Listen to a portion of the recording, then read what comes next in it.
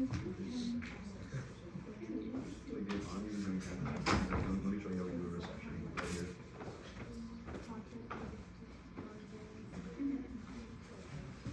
Yeah, no, I have to definitely sister again.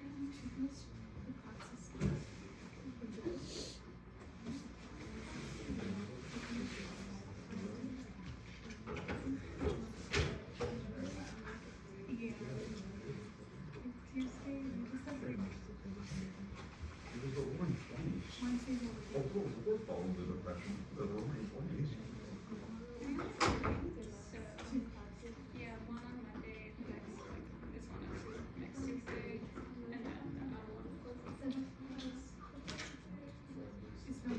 I'll get tired of it soon. I know I am.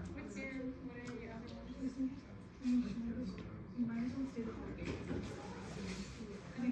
Get the job done. So I have,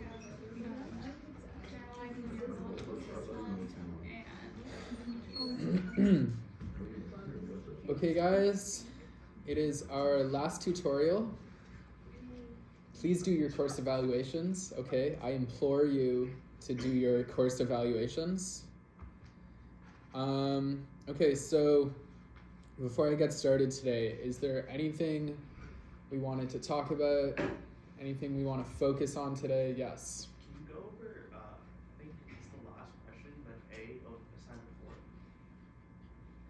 A of assignment 4? Yeah. It was the gross one. Was this the one, do you mean question 4A? Yeah. Yeah. I don't remember, it's a function or something. Was it classify the singularities? Yeah, it was finding whole and finding residual. Okay, we'll go over that. Is there anything else we want to talk about today? Okay, so you guys can feel free to let me know at any point. So, as the people have requested, let's get straight into this. So, we're going to go over assignment 4, question 4A. And this says, classify the singularity.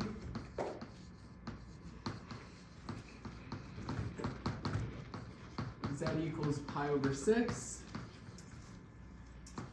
of the function was f of z equals 1 over 2 sine of z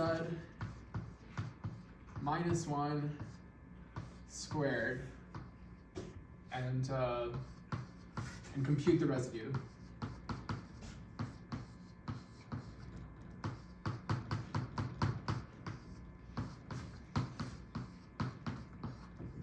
All right, so let's do this. Okay. When I saw this question, my first instinct was to try to find a really nice Lorentz series for this. Get a nice closed form for the Lorentz series.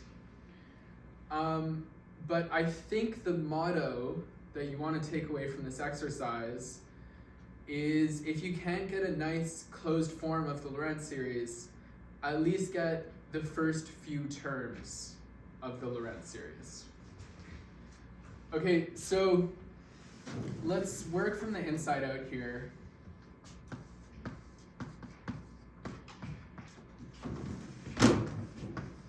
I'm going to look at the simpler function, h of z, which is 2 sine of z minus 1.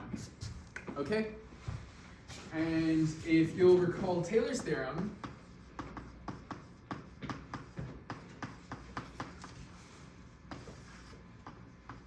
that's telling us that we can write h of z, right? So this is analytic around pi over 6.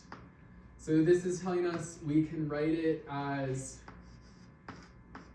h of pi over 6 plus the first derivative of pi over 6 divided by 1 factorial times z minus pi over 6 to the 1.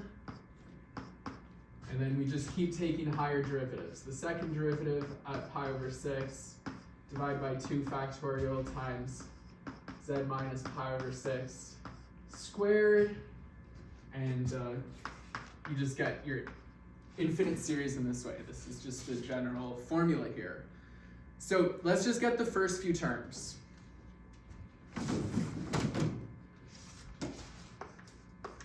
H of pi over 6, that equals 0. That's where all of our issues are coming from. Now, I won't bore you with the computation, but we all know how to take a first derivative. The first derivative ends up being, I think it ends up being square root of 3, but I have it written down.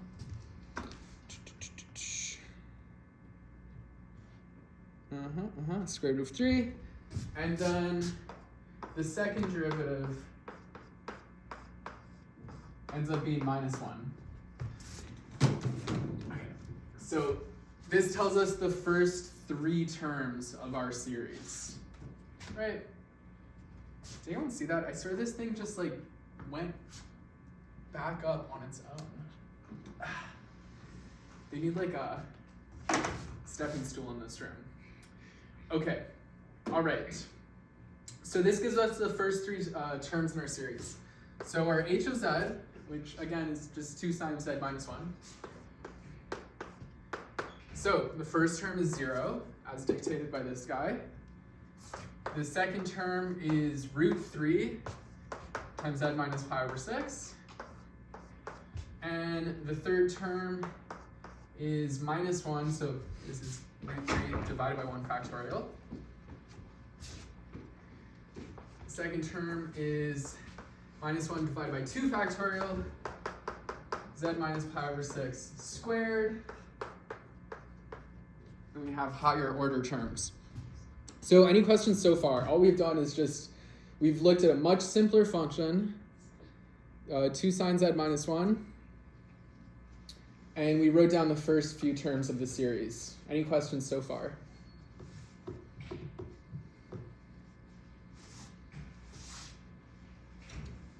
Okay. So,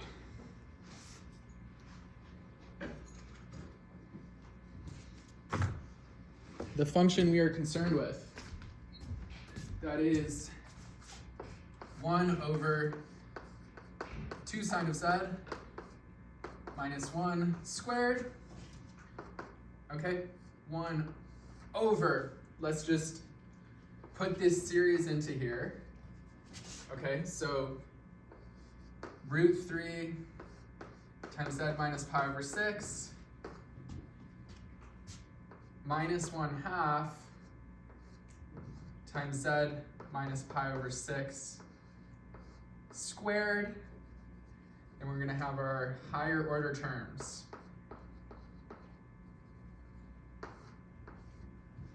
Okay, so just directly plugging in our series into that expression.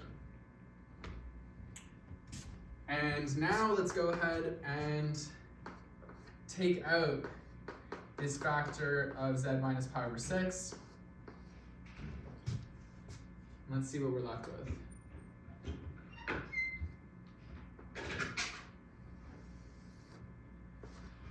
So when you take this out, the first term just becomes root 3. And the second term is minus 1/2 z minus pi over 6. And we have our higher order terms. Okay, and we're still squaring the whole thing.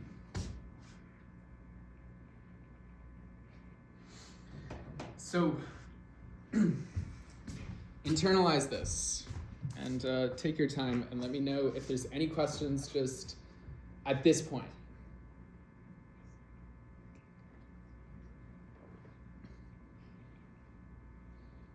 Just at this point in the computation, do we all understand? Okay. Well, feel free to speak up at any point in time. Let me just carry on for now. Okay, so this is, well, we're almost at the fun part. And And by the fun part, I mean the really not fun part. Okay, so far, well, let me just carry on this chain of equalities. What we're going to do here, so we have an infinite series here, and we want to square it. We don't really know the whole series, so kind of hard to square it. But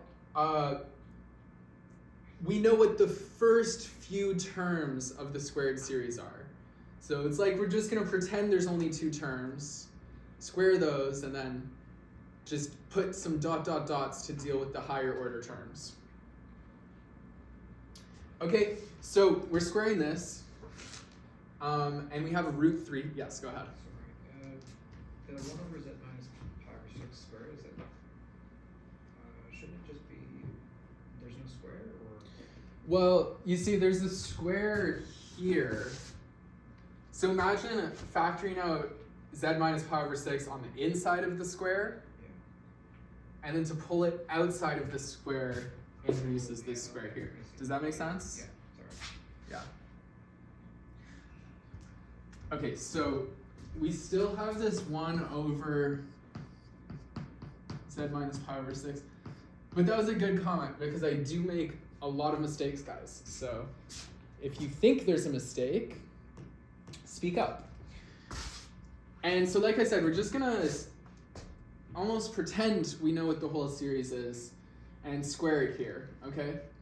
So just for example, the constant term, well, if you multiply anything by non-constant term, the degree is immediately going to be too big to contribute to the constant term. So when we square this, the only thing contributing to the constant term is the square root of 3. It multiplies by itself twice, and so the first term in our squared series is going to be a 3. Okay, and so now let's look what can give us our power of 1. Okay, so to get a power of 1, we can multiply the power of 0 times the power of 1. And that's essentially the only way that happens, but it happens twice, right? We're going to multiply root 3 times this minus 1/2. And we're also going to multiply this minus 1/2 times root 3. And so that ends up being, so 2 minus 1/2 of root 3 is just 1 minus root 3. And that is our power 1 term. And then we have these higher order terms. Okay, so this is a bit delicate, but just take some time to think about it and it should sort itself out in your mind. We are just squaring a sum. That's all we're doing in this last step here. Okay, so any questions on that? Yes. So you're multiplying root 3 by 1/2? Yeah. Squaring it? Well, so we're multiplying this series by itself. But just imagine, okay, forget about these higher order terms, just imagine like a plus b squared. Okay. Okay, so the a squared term is this 3, and the 2ab term is this minus root 3. Okay. And then there's higher order terms, which we don't know what they are, but we know they're higher order. So that means we can wave them away with a ... Does that make sense? Yep. Okay. So here comes the not so fun part. So the next step here is we're going to do some polynomial. You guys are going to hate me for this. Long division. Yay. And we're going to long divide 1 by this infinite series here. Okay? So we have as the denominator this infinite series.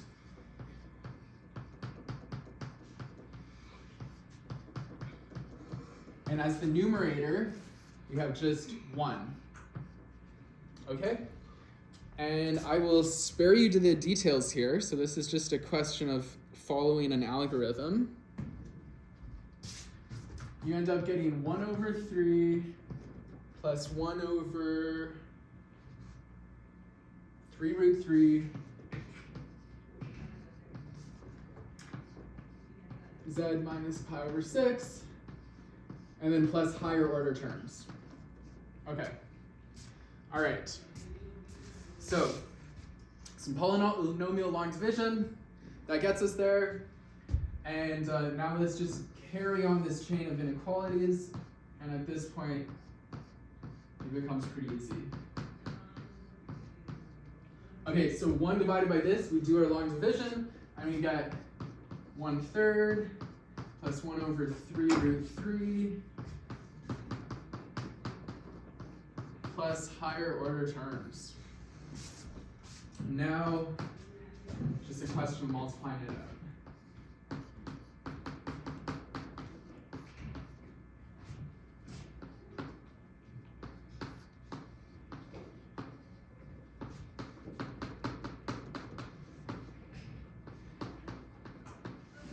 Okay, so we have the start of our Lorentz series right there. And so now that we have the start of our Lorentz series, we can just read off the order of this pole, and we can read off the residue. Okay, so the order is then equal to, so just looking at this series, can anyone tell me what the order is for starting at, yes, so lowest exponent is -2, so the order is 2. Good stuff. And then the residue, as that equals pi over 6 of this f, the residue equals, yeah. So it's just the coefficient here, so 1 over 3 root 3. Okay, so this was a pretty ugly example, but I think the motto here is, if you're having trouble finding the Lorentz series in an obvious way, like a nice, tight, closed form, then just get the first few terms. For this type of exercise, the first few terms is enough, and we can follow this sort of line of reasoning to at least get the first few terms. Okay, so any questions on that?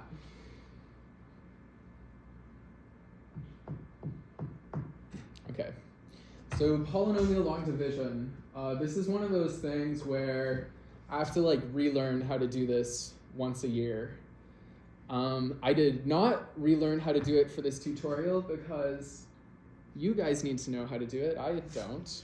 So, but probably polynomial long division isn't going to show up so much. I imagine most of the time you'll be able to deal with it with the other sorts of methods we've seen in this class.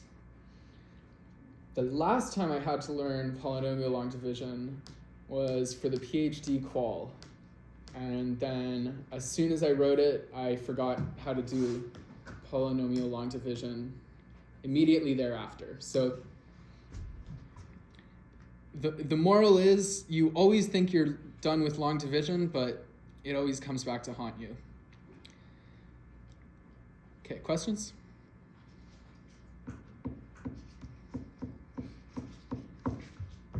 Okay, let's do the quiz.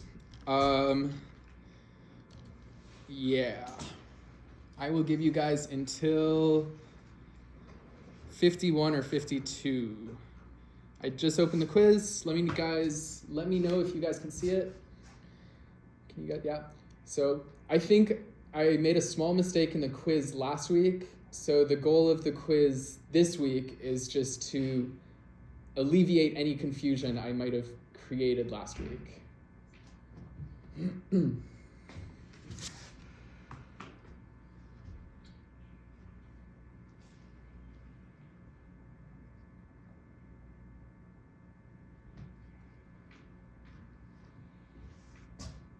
Yes. Aren't all of our participation grades taken, or is there like, do we get like a freebie where like one doesn't count, say like you missed one or something? Well, the first week didn't count because I didn't have it set up. I mean, we've had you're being graded on 12 tutorials. If you missed one, you're missing 1/12 of 4%, right? It's not that deep. So I think not. Right, so that's how it works. If you came to 2/3 of the tutorials, your attendance grade will be 2/3 of 4%.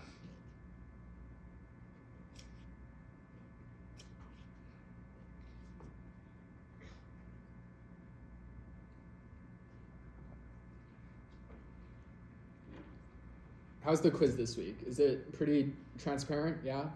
Okay. Good. All right, so the moral is if you know the Lorentz series, then you know the order of the pole and you know the residue. Okay?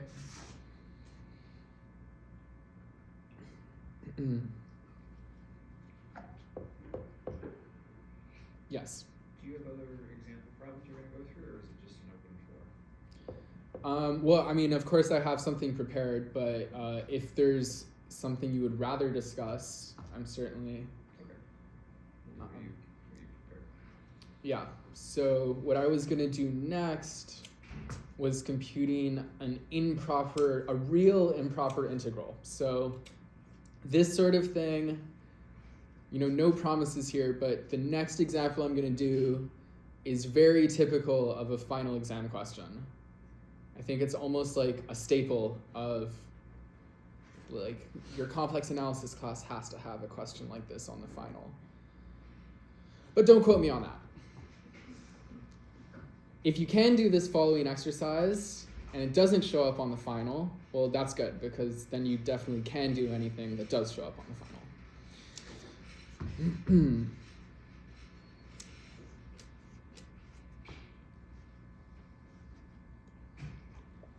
Okay, so has everyone done it? Is anyone still writing the quiz? All right, if there are no objections, I'm gonna go ahead and close the quiz. Hide from users. Okay, so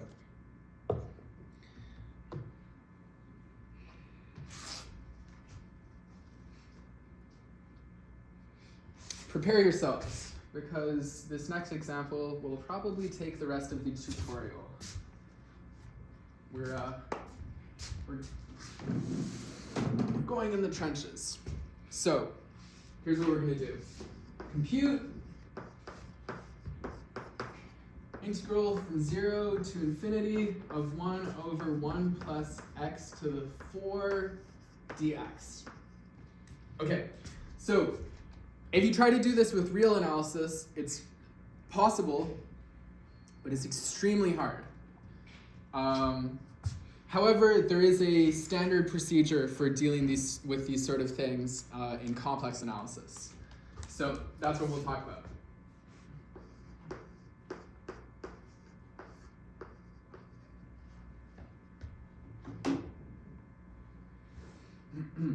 Okay.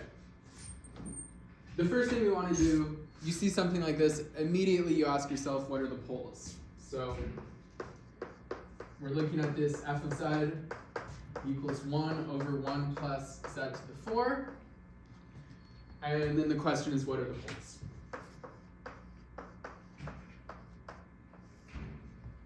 And they should somewhat jump out at you. So the poles, in this case, are just going to be the 4th roots of minus 1. Okay. 4th roots of minus 1. And you can compute these with the formula, or if you know your geometry of roots well, you don't have to worry about that too much. So if you know how the geometry of roots works, then you'll know these 4 roots are just forming a square like this. Okay? So it's not my best square, but okay, so if this is W1, W2, W3, W4, those are the poles. Okay, and explicitly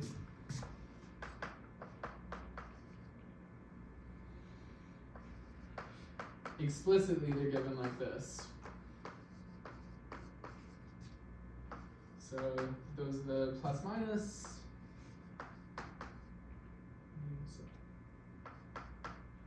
Here I'll have a minus plus. Okay, so those are the explicit equations for the 4 poles. But it's okay, we don't have to worry about all 4 poles today. We only have to worry about one of them.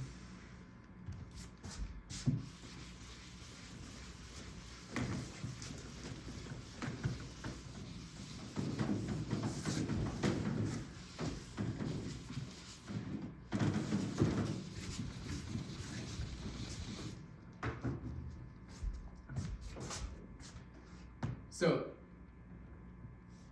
I'm gonna say let R, I'll be a bit vague, I'm just gonna say let it be large.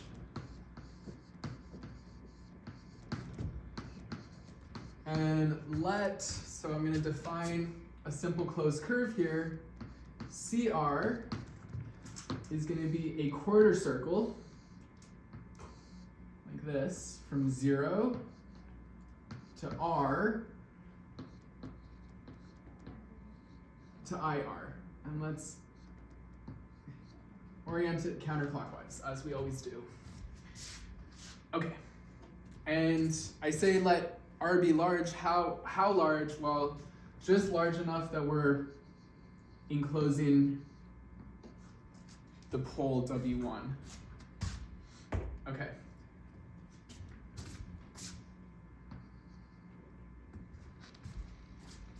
So if we look at the integral over CR of our function f, this is going to be the integral from 0 to R of f of z dz. And so this, I'm just gonna temporarily call this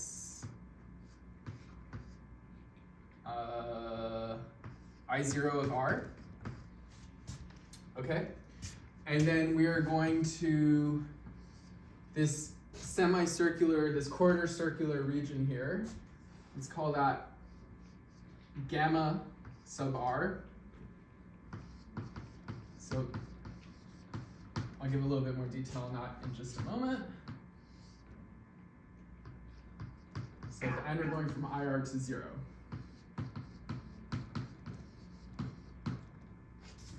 And let me just name all 3 of these integrals. So the second integral, we're going to call it I1 of R. This third integral, we're going to call it I2 of R. And this gamma of R just refers to this piece of CR here. So in particular,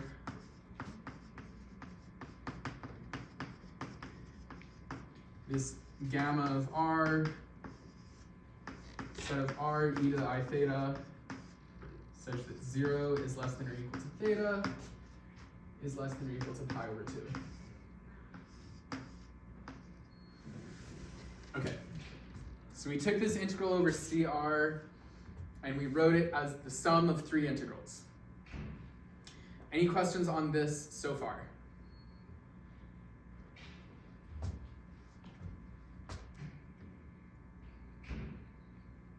Okay.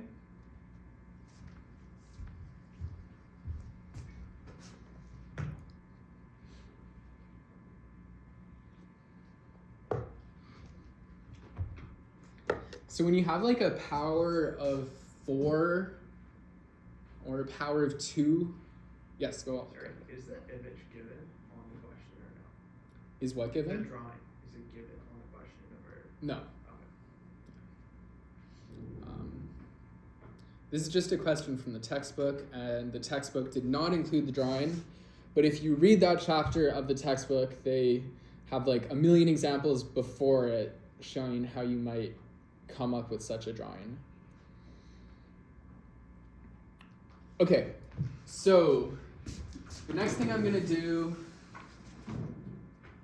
is I'm gonna show that this I2 here is really just the same thing as I0 in a way. So we'll get to that.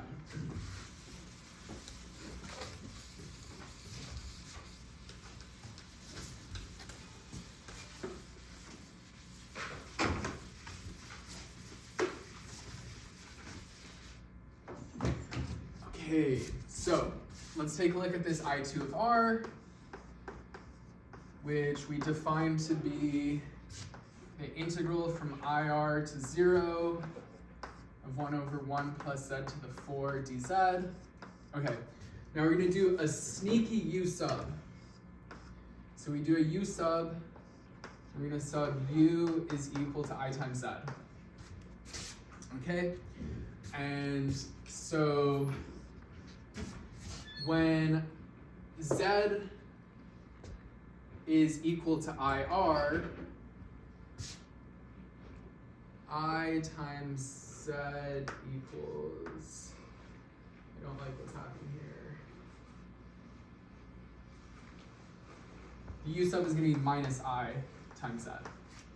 Okay. So when z equals IR, u is equal to R. And when z equals 0, u equals 0. The integrand stays the same, but now our dz becomes, so over u, our dz now becomes du divided by minus I. Okay. So there's a point. Bear with me. First, I'm just gonna, this minus I on the bottom, I'm gonna take the 1 over I to the front, and the minus, I'm gonna use the minus just to change the orientation. 1 over 1 plus, okay, so now this is a real integral, right? 0 to R, this is just along the real axis. So it's totally appropriate to use x to the 4 dx here. Okay, and then 1 over I, so if you didn't know this, 1 over I is equal to minus I. And so let's just make that substitution here. You got minus I times the integral, well, this integral from 0 to R, that's the same thing as I naught of R. I wrote it up there. I naught of R. Okay. So the point of all this is that this last integral, I2 of R, is just minus I times the first portion. Okay. We are in good shape.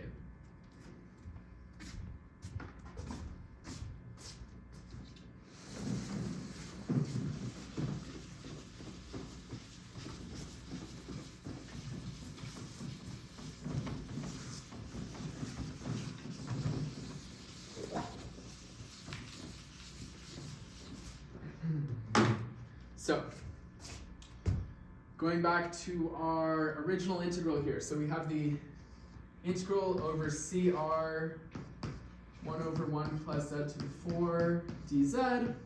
Okay, so just using the fact, okay, so what we showed here is I2 of R is equal to minus I times I naught of R. So up there we had the integral being equal to I0R plus I1 of R plus I2 of R. And now we have a new expression for I2 of R.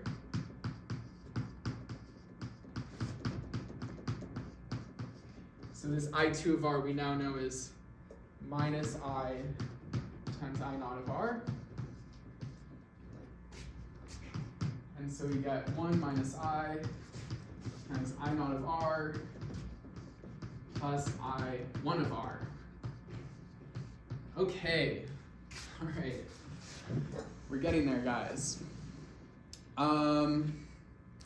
So we kind of dealt with this I0 and I2 term. Now we're going to deal with this I1 term. So this is not so bad. Now we're going to look at the modulus of I1 of R.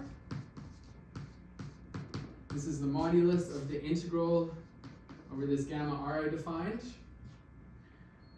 of 1 over 1 plus z to the 4 dz. Now this is just a basic property of integrals. This is less than or equal to the length of gamma R times the supremum over gamma R of the modulus of the integrand. Okay. And so the length,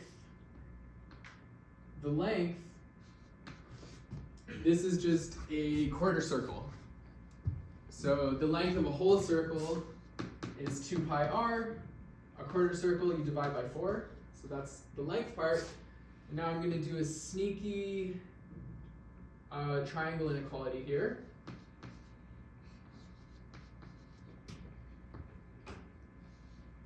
Sneaky triangle inequality, this becomes the modulus of z to the 4 minus 1. Okay, and keep in mind the modulus of z equals r. So this actually equals, so 2 pi r divided by 4, that just becomes pi r over 2. And then here we get 1 over r to the 4 minus 1.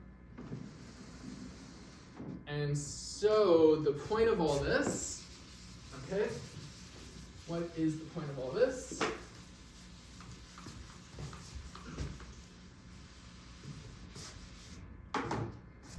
That as r is going off to infinity, this is going to 0. Okay. So, what we've shown so far,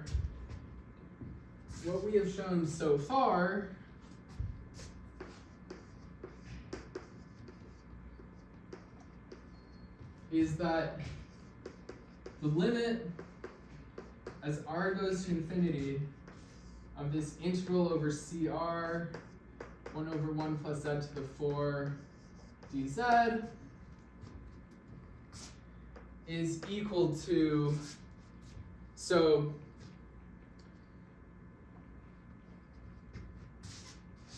you're going to use this equation right here.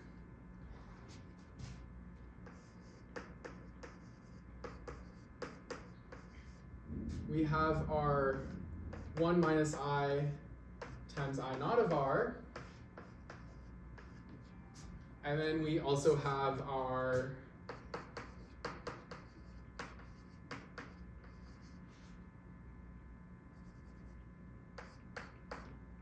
I 1 of R here. Okay, and so we just saw that this part equals 0. So this whole part, we just saw that equals 0. And this, so the limit here of I naught of R, keep in mind what I naught of R was. It was the integral from 0 to R of f of z dz. So if we take the limit as r goes to infinity, what we end up with is 1 minus I times the integral from 0 to infinity, 1 over 1 plus x to the 4 dx. Okay. So we have this one weird integral, and now we've shown it's equal to 1 minus I times the integral we're actually trying to compute. And so let me just let me show how we complete this computation.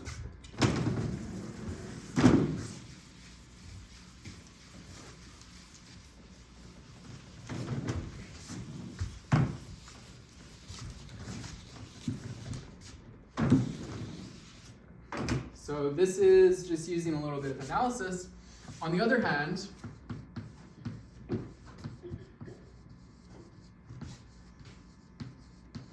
on the other hand, we can also compute this integral over CR of f of z dz as 2 pi I times the residue at this fourth root of minus 1 from earlier. Okay? And we're all pros at computing residues now, so let me just tell you the answer. This ends up being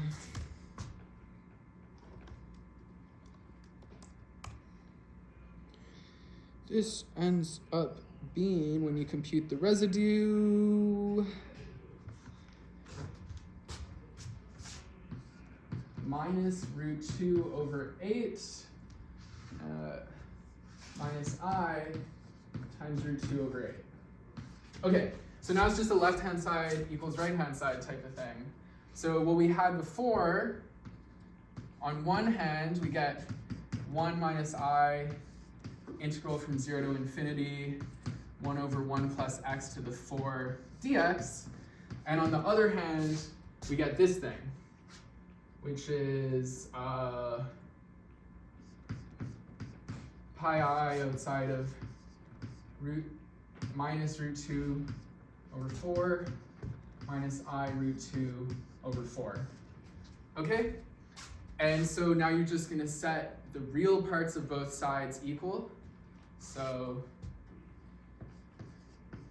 the real part of the left side of this equation equals the real part of the right side of this equation.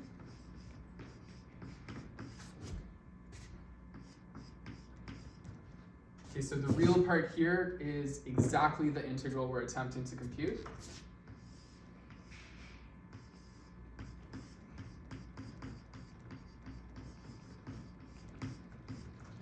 And the real part here is going to be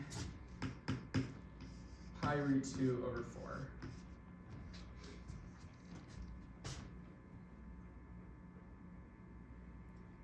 That looks valid. Okay. All right, so quite an involved example there, but you know, it's our last tutorial, so I want you guys to remember me, even if that's a negative memory of a horribly difficult example. All right, so I don't want to scare you guys thinking like every question on the final exam is going to be of this caliber, but I will assure you, if you do a few examples of this type, there's a whole section on it in the textbook. If you do a few examples, you get used to the procedure. It becomes easy. And if you can do this kind of problem, then you're prepared for anything that can show up on the exam. Okay? Yes?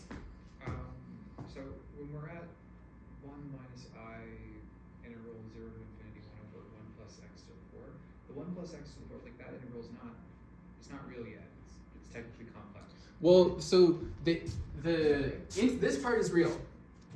So we're multiplying here by 1 minus I, but 0 to infinity, that's on the x-axis, right? So the 0 to infinity means we're going along the x-axis, and so because x is on the real axis, this is just a real integral. Okay. Yeah.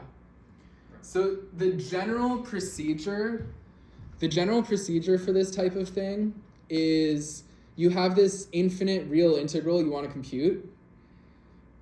And so on one side, you're basically computing it in terms of this contour. And then on the other side, you compute the contour in terms of the residue theorem. And then you equate the two sides equal. And so this is like a very common way of computing this type of indefinite integral.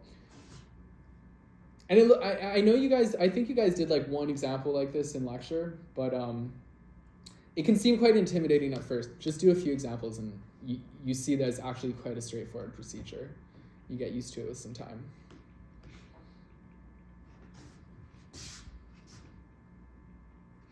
Any more questions, guys? Okay. So is there anything else we want to discuss today before ending the final tutorial? I will still be holding my office hours this week. There will be an office hour tomorrow and on Wednesday. Yes? In your opinion, for studying, do you believe it would be like beneficial to kind of focus more on what we've been covering since the midterms, or should we do like a broad focus on everything again? I think, so you guys have a lecture tomorrow, right? So just ask Professor Wang. You don't have a lecture tomorrow. No, this, our last lecture was just before this. Your last lecture was before this. Well, either you can just email Professor Wang and ask him what the focus of the final exam will be, or you can email me and I will ask Professor Wang. But I'm not sure what the focus of the final will be, whether it's going to be like comprehensive or more the later integration material. Any more questions, guys? Yes? So for student, you just take R into that, right? So one. So, yeah, so we have the supremum here. Okay, so what I used, I'm looking at 1 over 1 plus z to the 4. And then by the, so what's the question exactly? Like how I did it? So why would you substitute the R into that? Right. Okay, yeah, good question. So, you remember our CR was this sort of thing, and it had a radius R, right? So gamma R was just this portion here. So any point on gamma R has modulus equal to R. Yeah, just by how we define gamma R. Yeah. Any more questions? Okay, I once again implore you all to do your course evaluations, please. And yeah, it was really fun. It genuinely was really fun TAing this course, guys. So I hope you guys also enjoyed the course as much as you can enjoy a course you're institutionally compelled to take. Yeah, I wish you guys all good luck on your final exam. Okay, that's it.